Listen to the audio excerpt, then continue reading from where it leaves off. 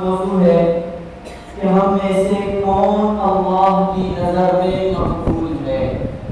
ہماری کون سی دعائیں، کون سے افعال، کون سے اعمال، کون سی عبادتیں اللہ کے نزدیک مقبول ہیں؟ ایک تو قبولیت ظاہری ہے کہ اللہ کے ہاں باقی جو ہم نے عبادتیں کی ہیں اللہ کے نزدیک وہ ہماری عبادتیں ہوئی بھی ہیں یا نہیں، وہ تو اللہ کے علم میں ہے، لیکن اس کے جو ظاہری علامات ہیں، ظاہری آثار ہیں، آج ان آثار، ان علامات اور قبولیت کے معنی اور قبولیت کے موضوع پر چند ایک باتیں آپ کے سامنے رکھنے کی غرض سے آپ حضرات کی خدمت میں حاضری دینے کا ارادہ کیا۔ دیکھیں، قبول ہونا، انما یتقبل اللہ من المتقین، قبولیت کے معنی ہے لے لینا۔ آپ نے کسی کو کوئی چیز دے دی، انہوں نے لے لی، تو یہ بھی کہا جاتا ہے کہ اس نے قبول کر لیا، یعنی یہ چیز انہوں نے لے لی۔ اللہ رب العزت اپنے کلام پاک میں ارشاد فرماتے ہیں اولئک الذین نتقبل عنہم احسن ما عملوا ونتجاوز عن سیئاتهم فی اصحاب الجنہ۔ اولئک الذین نتقبل عنہم احسن ما عملوا، وہ لوگ کہ جن سے ہم نے ان کے اچھے اعمال لے لیے۔ تو قبولیت کے معنی لے لینا بھی ہے، لیکن اصطلاح میں دو معنی آتے ہیں قبولیت کے۔ ایک قبولیت کا معنی ہوتا ہے ٹھیک ہونا یا ٹھیک ہو جانا، درست ہونا، جیسے حدیث مبارکہ میں ہے لا تقبل صلاۃ احدکم اذا احدث حتى يتوضا، لا تقبل صلاۃ احدکم، تم میں سے اس بندے کی نماز ہی ٹھیک نہیں ہے جس کا وضو نہ ہو۔ جب کوئی حدث پیش آئے، جب وضو کے نوافلات میں سے کوئی نقص پیش آئے، لا تقبل، وہ نماز ہی درست نہیں ہے، وہ نماز ہی ٹھیک نہیں ہے۔ اور اسی طرح آپ علیہ السلام نے فرمایا کہ جو بندہ کسی کاہن کے پاس یا کسی نجومی کے پاس جاتا ہے اور اس سے غیب کی باتیں پوچھتا ہے اور وہ نجومی غیب کی باتیں بتاتا ہے، تو آپ علیہ السلام نے فرمایا من اتی عرافا لم تقبل له صلاۃ 40 یوما، کہ جو بندہ کسی نجومی کسی کاہن کے پاس جاتا ہے تو اس کی 40 دن کی نمازیں درست نہیں ہوتی، 40 دن تک وہ نمازیں پڑھتا ہے، اس کی نمازیں درست نہیں ہوتی۔ تو اصطلاح میں ایک معنی قبولیت کا وہ درست ہونے کے معنی میں بھی آتا ہے۔ اسی طرح ایک اور معنی قبولیت کا وہ قبول ہونا یا قبول کرنا یا پسند کرنا، پسند آ جانا، اس معنی میں بھی آتا ہے۔ جیسے نکاح کے موقع پر جب مرد کا نکاح پڑھا دیا جاتا ہے تو مولوی صاحب پوچھتے ہیں کہ میں نے آپ کا نکاح فلانا بنت فلان سے پڑھا دیا ہے، کیا آپ نے قبول کیا؟ تو اس قبولیت کا معنی یہ ہوتا ہے کہ آپ کو یہ نکاح پسند ہے، تو وہ کہتا ہے قبول تو، یعنی مجھے قبول ہے یا میں نے پسند کیا ہے اور میرے حق میں یہ صحیح ہے۔ تو اس طرح میں دو معنی ہوئے، ایک معنی درست ہونا اور ایک معنی ہے قبول کرنا یا پسند آ جانا۔ دنیا میں ہم جتنے بھی اعمال کرتے ہیں دونوں معنوں کے حساب سے، جتنے بھی اعمال کرتے ہیں اللہ کے نزدیک یہ دوسرا معنی، یہ اصطلاحی معنی مقصود ہے کہ اللہ کو یہ ہماری عبادتیں پسند آ گئی کہ نہیں۔ ہم نے نماز پڑھی، نماز پڑھنے کے بعد ہماری نماز اللہ کو پسند آ گئی کہ نہیں، اللہ کے ہاں یہ نماز قبول ہوئی کہ نہیں۔ ہم نے زکات ادا کی، اپنے مال کا 2.5% نکالا، یہ اللہ کے ہاں عند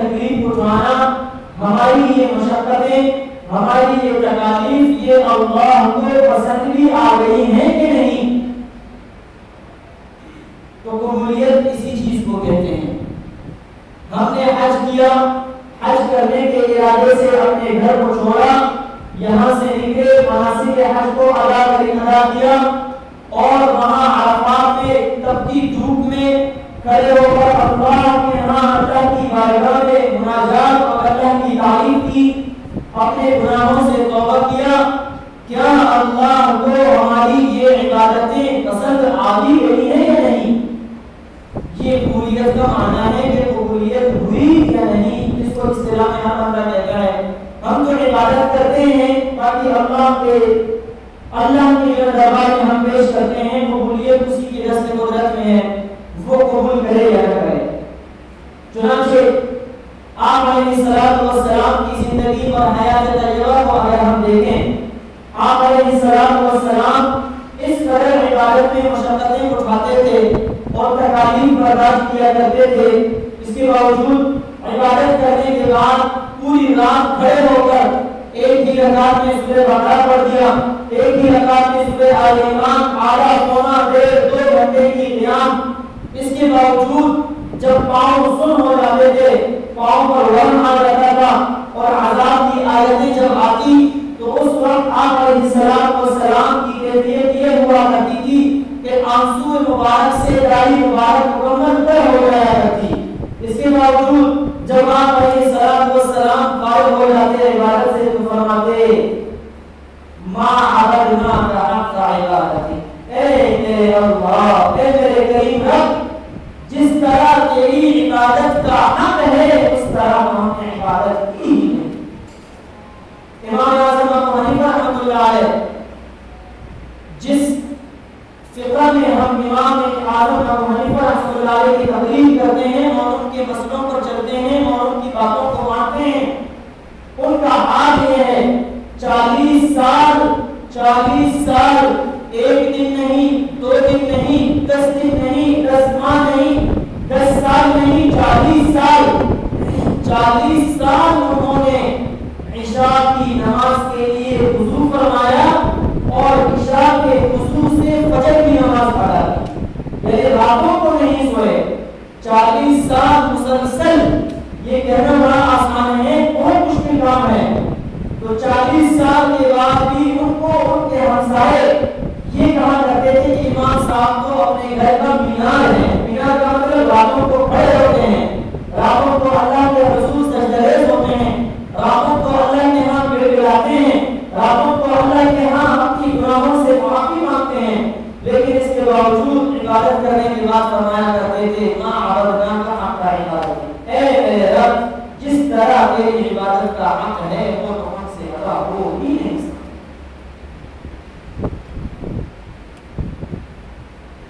علامہ ابن جوزی رحمۃ اللہ علیہ فرماتے ہیں، اپنی کتاب میں لکھتے ہیں کہ اللہ رب العزت کی شایع نشان جس طرح عبادت کرنے کا حق ہے وہ دنیا میں کوئی ادا کر ہی نہیں سکتا۔ وَهُوَ سُبْحَانَهُ وَتَعَالَى وَعَلَى، اس کی شایع نشان کے مطابق کوئی عبادت کر ہی نہیں سکتا۔ جب یہ بات آ گئی کہ جب اس کی شایع نشان کے مطابق کوئی عبادت کر ہی نہیں سکتا تو پھر ہم یہاں عبادت کرتے ہیں، یہ قبول کی ہے یا نہیں؟ تو اس کی مثال چھوٹی سی ایک بات سے آپ سمجھ لیجئے۔ ایک ہے عمل کا کرنا، عمل کا دہرانا، اور دوسرا ہے عمل کا اللہ کو پسند آ جانا۔ ہم اپنے بچے کو اسکول میں یا مدرسے میں داخل کرتے ہیں پڑھنے کے لیے، جب وہاں سے وہ پڑھ کر آتا ہے گنتی لکھنے کے لیے سر نے یا استاد نے ان کو گنتی لکھنے کا کہا ہوتا ہے، جب وہ گنتی لکھتا ہے تو ظاہر سی بات ہے پہلی مرتبہ لکھتے ہوئے پینسل اور قلم پھسل جاتا ہے اور وہ لکھ نہیں پاتا جس طرح لکھنے کا حق ہے۔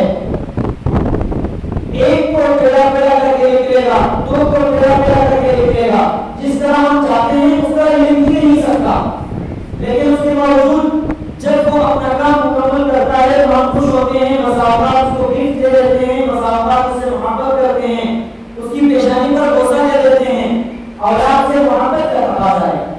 میرے عزیزوں، بالکل بعینہ اس سے 70 گنا زیادہ ہمارا رب ہم سے محبت کرتا ہے۔ ہمارا رب یہ کام ہمیں دنیا میں دے کر بھیجا کہ اے میرے بندے وما خلقت الجن والانس الا لیعبدون، کہ میں نے تمہیں دنیا میں اپنی عبادت کے لیے، اپنا خلیفہ اور اپنا نائب بنا کر دنیا میں آپ کو بھیجا. یہاں جانے کے بعد آپ عبادت میری عبادت کا حق ادا نہیں کر سکتے. البتہ جو تم نے کام کیا ہے وہ مجھے بڑا پسند ہے. ہمارا کام ہے کام کرنا، عمل کرنا. باقی اللہ رب العزت تو اپنی شرائع شان اس کو پسند فرمائیں گے اور اس کو قبول فرمائیں گے. یہی وجہ ہے کہ علماء کرام نے لکھا ہے کہ دخول الجنت فضل من اللہ یا دخول الجنت بفضلہ.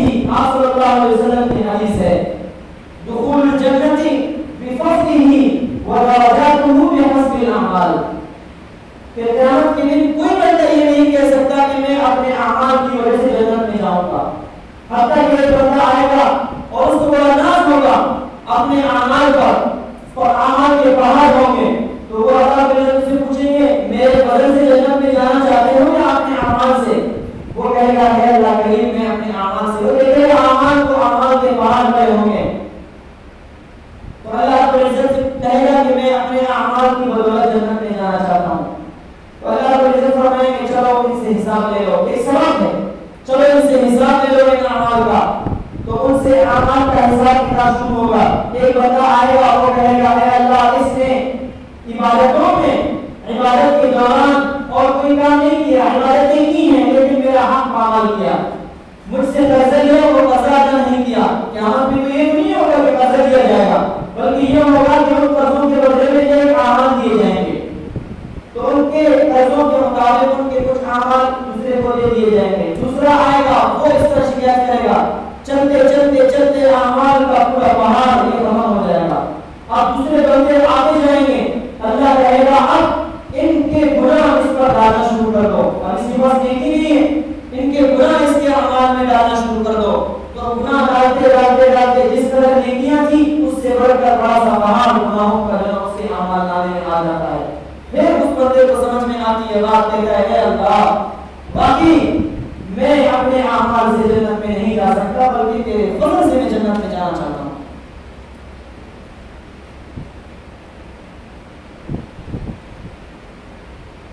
لن يدخل أحد منكم العمل الجنة کہ تم میں سے کوئی بندہ اپنے عمل کی برکت سے یا اپنے عمل سے جنت میں نہیں جا سکتا الا برحمت من اللہ.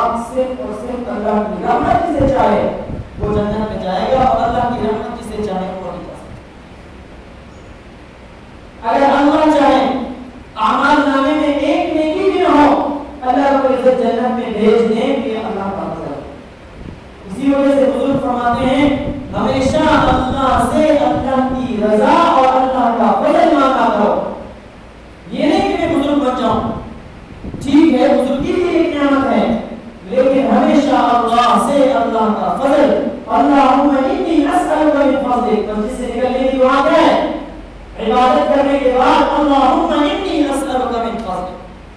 اے اللہ میں آپ سے آپ کی فضل کا سوال کرتا ہوں، آپ سے آپ کی رحمت کا سوال کرتا ہوں. جب اللہ رحمت فرمائیں گے تو پھر یہ جو ظاہری اعمال ہیں یہ وہ قبول ہو جائیں. تو اس واسطے ہمیں کسی کا کچھ پتہ نہیں کہ کس کا کون سا عمل اللہ کے یہاں قبول ہو جائے اور کس پر اللہ اپنا فضل فرمائے. ایک عورت زانیہ فاحشہ عورت جس کا کام یہ گناہ کے دھندے اور زنا کے اڈوں کو چلانا تھا، وہ فاحشہ عورت راستے میں کہیں جا رہی ہے، راستے میں ایک کتا پیاسا راستے کے کنارے پر پڑا، اس کی زبان لٹکتی ہوئی زمین پر وہ پڑا ہوا. اس کو ترس آیا، اس نے کہا یہ جانور ہے. تو اس نے اپنی جو جوتے ہیں وہ نکال کر قریب کوئی گڑھا تھا اس سے پانی نکال کے کتے کے سامنے ڈال دیا. کتے نے پانی پی لیا. اس حالت میں اسے موت آئی. زانیہ فاحشہ متفحشہ عورت. تو خواب میں کسی نے دیکھا کہ وہ عورت اللہ نے ہاں اس قدر بلند مقام پا گئی ہے کہ اس وقت جنت کے اعلیٰ درجات پر ہے. تو اس سے پوچھنے لگا کہ تو زانیہ فاحشہ گناہ کے اڈوں کو چلانے والی تھی، تیری کون سی ایسی عمل اللہ کے ہاں قبول ہو گئی کہ تجھے اتنا بلند درجہ عطا کیا گیا؟ تو عورت کہنے لگی میں تو واقعی زانیہ گناہگار عورت تھی لیکن اللہ کے ہاں میری ایک عمل، اور وہ بھی ایسا عمل کہ جو بالکل عام اور نارمل سے بھی کم، اور وہ یہی عمل کہ میں نے کتے کو پانی پلایا، اور اللہ نے کہا کہ جو میری مخلوق پر رحم کرتا ہے میں اس پر کیسے رحم نہ کروں، مجھے اللہ نے جنت میں ڈال دیا۔ تو اس واسطے ڈرنے کی بات ہے، ہمیشہ ہمارے اعمال کو اس بات کی فکر ہو کہ ہماری عبادتیں قبول کی گئی یا نہیں۔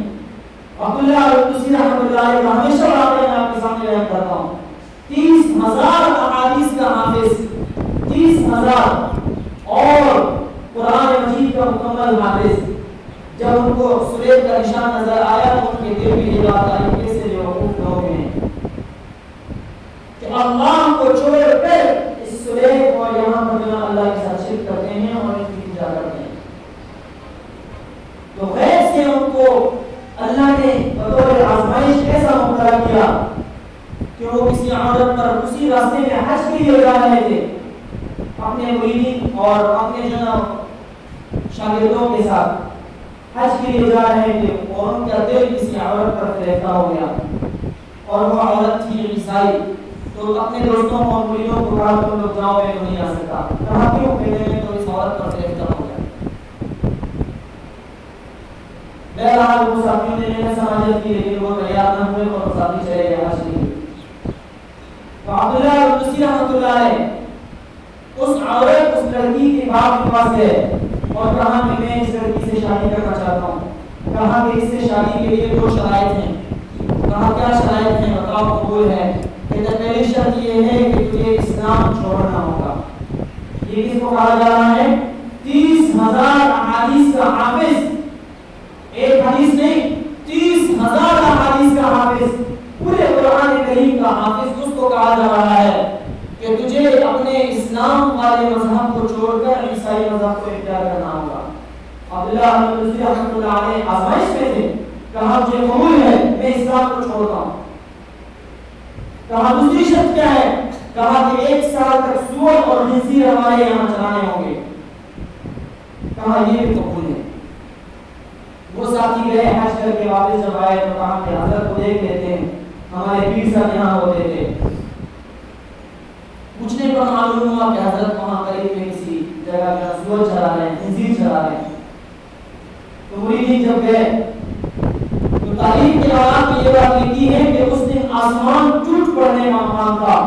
عبداللہ القدسی جس لکڑی کو، جس عصا کو پکڑ کر منبر پر کھڑے ہو کر خطبہ دیا کرتے تھے، اسی لاٹھی، اسی عصا سے خنزیر اور سور چلا رہے تھے۔ مریدین کے درجے منہ کو آنے لگے، رو کر اللہ سے گڑگڑا کر دعا مانگی، اے اللہ یہ تو ہمیں ہدایت کے لیے لے آئے، ہمیں آپ کا راہی بنایا، لیکن ان کے ساتھ یہ کیا ہوا؟ ان کو معاف فرما دیجیے۔ تو اللہ نے ان کو آزمائش میں ڈالا تھا، اللہ نے واپس آزمائش سے نکالا۔ تو کہا کہ شیخ عبداللہ القدسی آپ کو پورا قرآن یاد تھا، پورے قرآن سے کوئی ایک آیت ہے جو آپ کو یاد ہو؟ کہنے لگے ایک ہی آیت یاد ہے، اور وہ ہے وَمَن يُرِدِ اللَّهُ فَمَا لَهُ مِن مُكْرِمٍ۔ ترجمہ یہ ہے کہ جس کو اللہ ذلیل کرنا چاہے اسے کوئی عزت نہیں دے سکتا۔ حدیث 30,000 احادیث آپ کو یاد تھی، کوئی ایک حدیث یاد ہے تو فرمانے لگے ایک حدیث ہے، اور وہ یہ ہے کہ جس نے ایمان کے بدلے میں کفر کا سودا کیا، اپنے ایمان کو بیچا، اپنے ایمان کا سودا کیا کفر کے بدلے میں، تو اس نے بہت بڑا خسارے کا سودا کیا۔ بہرحال انہوں نے توبہ طائب ہو کر معافی مانگی، اللہ رب العزت نے ان کو معاف فرما دیا، اور وہ پھر سے ایک مسلمانوں کے لیے عبرت کا واقعہ بن کر آج تک بزرگ حضرات اس کے واقعات اور قصے سناتے ہیں۔ تو قبولیت کے لیے ہمارا کام یہ ہے کہ ہم کام کر کے اللہ کے دربار میں پیش کریں، باقی قبولیت اللہ کو پسند آ جائے نہ آئے، اللہ رب العزت ہماری کوشش کو دیکھیں گے۔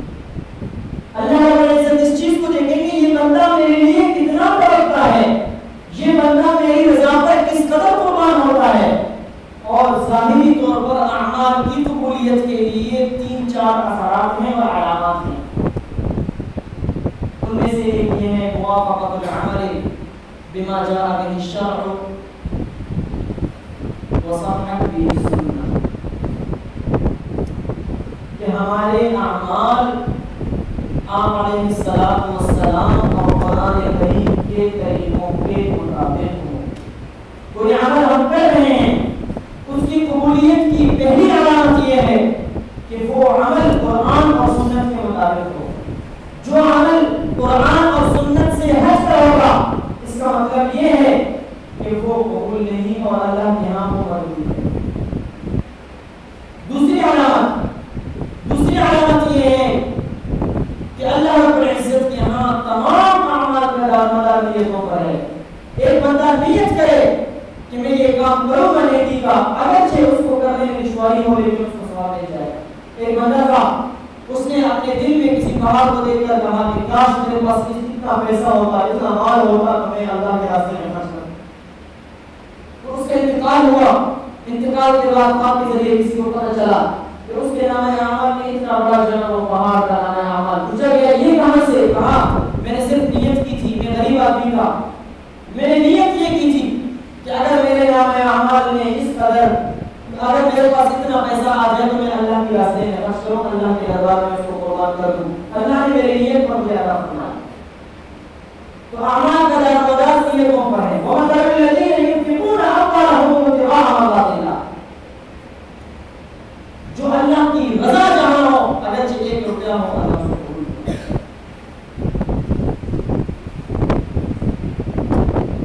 اور تیسری علامت یہ ہے المداومۃ علی الاعمال، احب الاعمال الی اللہ ادومها فیقبل۔ اللہ رب العزت نے محبوب پیغمبر نے فرمایا کہ سب سے ہاں اللہ کے ہاں مقبول عمل وہ ہے کہ جو ہمیشہ ہو، اگرچہ وہ تھوڑا ہی کیوں نہ ہو۔ تلاوت ہم ایک پاؤ روزانہ کرتے ہیں لیکن پورے سال کرتے ہیں، یہ اللہ کے ہاں مقبول ہے۔ لیکن اگر ایک رات میں پورے قرآن کو پڑھ لیا اور پھر پورا سال قرآن کو ہاتھ نہیں لگایا، یہ اللہ کے ہاں مقبول نہیں۔ جس عمل کے بعد دوسرے عمل کی توفیق مل جائے تو اس کا مطلب یہ ہے، بزرگوں نے لکھا ہے کہ وہ عمل سابقہ جو عمل ہے وہ اللہ کے ہاں قبول ہو گئے۔ ہم نے ظہر کی نماز پڑھی، فجر کی نماز پڑھ کے اب جمعے کی نماز میں ہم آ رہے ہیں، تو اس کا مطلب یہ ہے کہ اللہ کے ہاں ہماری فجر کی نماز قبول ہو گئی۔ جمعے کی نماز پڑھنے کے بعد جب ہم عصر کی نماز کے لیے ہمیں توفیق مل جائے تو اس کا مطلب یہ ہے ہماری جمعے کی نماز اللہ کے ہاں قبول ہو گئی۔ تو اس واسطے اپنے اعمال پر غور کرنے کی ضرورت ہے۔ اللہ کے ہاں کچھ پتہ نہیں کس کے عمل کو اللہ رب العزت قبول کرنا ہے۔ یہ چند ایک چھوٹی باتیں تھی، اللہ رب العزت اپنی بارگاہ میں قبول کرنا ہے۔ کون مقبول ہے، کون مردود ہے، کیا خبر بے خبر، کیا خبر تجھ کو کیا کون ہے۔ جب کھلے گا عمل کا حساب میزان پر، تب کھلے گا کہ چھوٹا بڑا کون ہے۔ جب یہ وہاں میزان کے اور محشر کے میدان میں جب اعمال نامے تولے جائیں گے اور اعمال کو دیکھا جائے گا کہ کون کا عمل، کس کا عمل خالص تھا، زیادہ نہیں، احسن عملا، کہ کس کا عمل خالص تھا، اللہ رب العزت اس کو قبول فرمائیں گے۔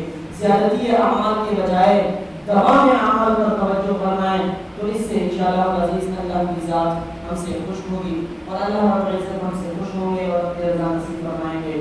جو کچھ کہا گیا سنا گیا